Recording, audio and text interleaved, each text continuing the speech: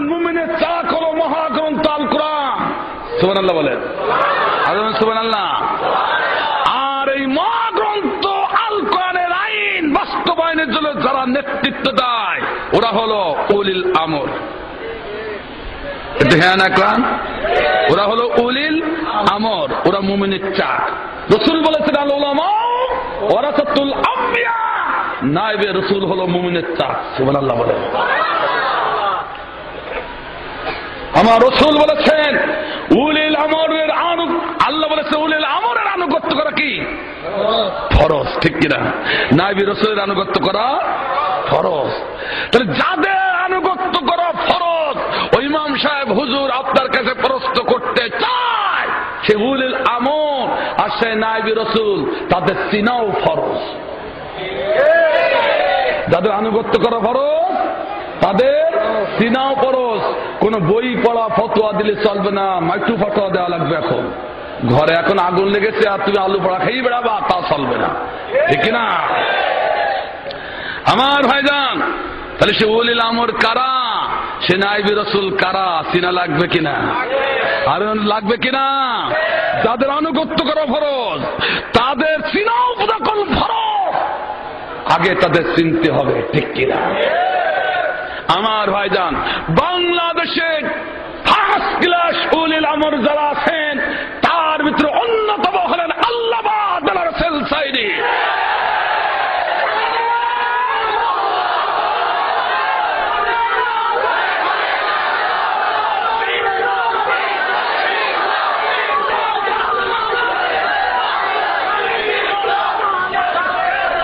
আমার ভাইরান,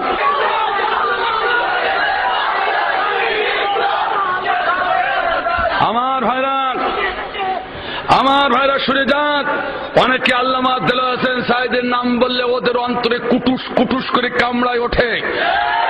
যে ইমাম শুনে, যে ইমাম আল্লামা দেলোয়ার হোসেন সাঈদীর নাম নিতে চায় না মসজিদে, ওর জন্য দোয়া করতে চায় না, আমি ফতোয়া দিয়ে গেলাম, ওই ইমামের পিছনে কোনো মুমিনের ইক্তেদা করা যায় যাবে না।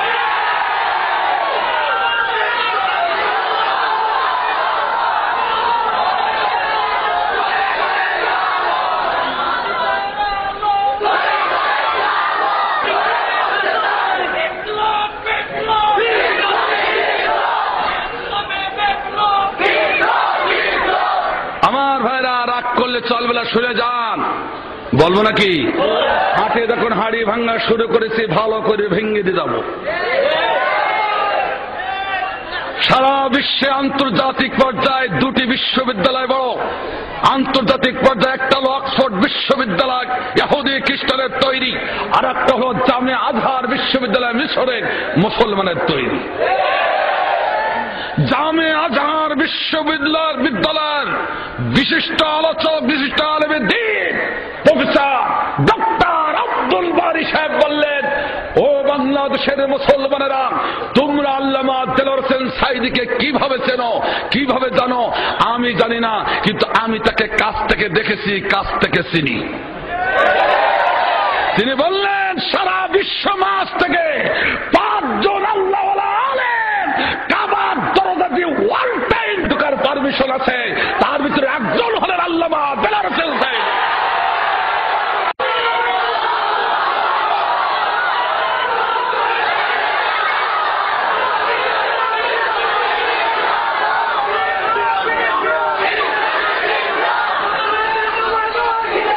ভাইরা শুনতে হবে, কথা শুনতে হবে, শুনুন, কথা, অনেক কথা।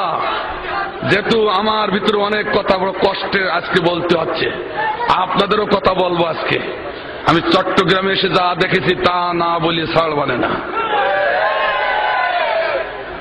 আমার ভাইরা, সারা বাংলাদেশে ঘুরে যা দেখছি এবং আজকেও যা দেখলাম সব বলবো, রাগ করবেন না তো ভাই? তবে শুনে রাখেন, একটা কথা শুনে যান, রাতের গভীরতা যত বাড়বে বুঝতে হবে পরের দিনের সূর্যের আলোর মুখ তত তাড়াতাড়ি দেখা যাবে। এদেশের বিশ্ববরেণ্য আলেমদের উপরে নির্যাতন, টর্চার যত চলবে বেশি, তত ইসলামে বিজয় তাড়াতাড়ি দেখা যাবে।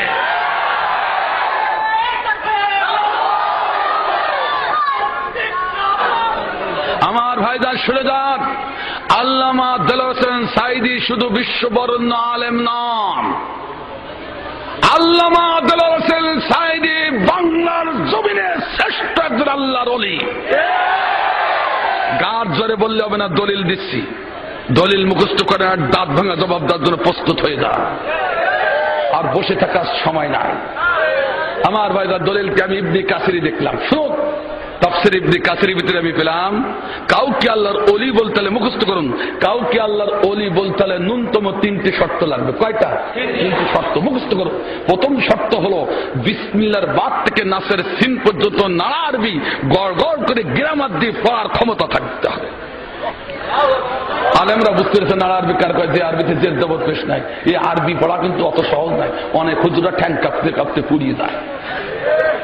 না, আমি সাতক্ষীরা কথা বললাম, আমি চট্টগ্রামের কথা বলে কি মায়ের খাবো? এরা বড় বড় হুজুর সব।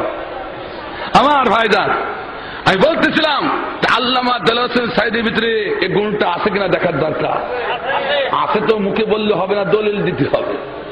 শুনুন, দলিল নিয়ে যান। সৌদি আরব 1000 আলেম বাছাই করলো সারা বিশ্ব মাস থেকে নাড়া আরবি পরীক্ষা নেওয়ার জন্য, তাতে আল্লামা দেলোয়ার হোসেন সাঈদী ছিলেন। 1000 মার্কসের পরীক্ষা হলো না আরবি, পরীক্ষার পরে খাতা দেখা হয়ে গেল, রেজাল্ট আউট হয়ে গেল। রেজাল্ট আউটের পরে দেখা গেল একজন আলেম নাম্বারে হিমালয় পর্বতের চূড়ায়, আর সব আলেমগুলো হিমালয় পর্বতের পাদদেশে। যে আলেমটা 1000 মার্কসের ভিতরে 999 পেয়ে যে আলেমটি ফার্স্ট হয়েছিলেন, সে আলেমটি আর কেউ নয়, বাংলাদেশের অহংকার, বাংলাদেশের গর্ব, আল্লামা দেলোয়ার হোসেন সাঈদী। কার সম্পর্কে কি বলতে চান আপনারা হিসাব করে চান। আমার ভাইজান, শুধু এই নয়, দ্বিতীয় শর্ত হলো বিসমিল্লাহর বাদ থেকে নিয়ে নাসের সিন পর্যন্ত অর্থ সহ ব্যাখ্যা করার সামর্থ্য থাকতে হবে। আল্লামা দেলোয়ার হোসেন সাঈদীর ভিতরে সেটা আছে কিনা তাও একটু দেখার দরকার। ও ভাই, বাস্তবতা তো অস্বীকার করা যাবে না। বাংলাদেশে 12,500 পীর, চট্টগ্রামও এসে দেখলাম পীরের অভাব নেই। আমার ভাইজান, 12,500 পীর। আমি হক্কানি পীরদের পরে শ্রদ্ধা রেখে কথা বলছি, যে জিনিস যত ভালো তার নকল তত বেশি বের হয়, ঠিক কিনা?